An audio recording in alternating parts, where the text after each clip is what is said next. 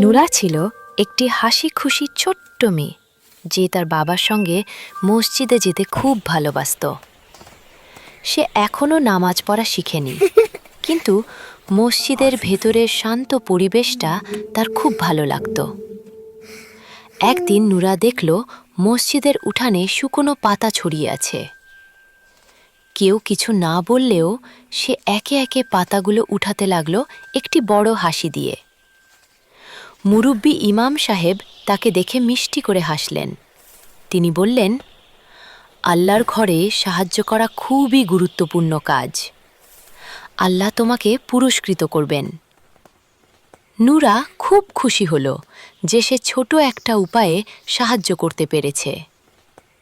সেদিন সন্ধ্যায় তার বাবা বললেন, নবী মুহাম্মদ সাল্লাল্লাহু আলাইহি ওয়াসাল্লাম মসজিদের যত্ন নেওয়াদের খুব ভালোবাসতেন।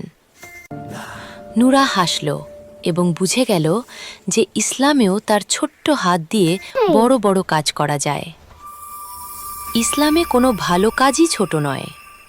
আল্লাহ প্রত্যেকটি ভালো কাজ দেখেন এবং পুরস্কৃত করেন।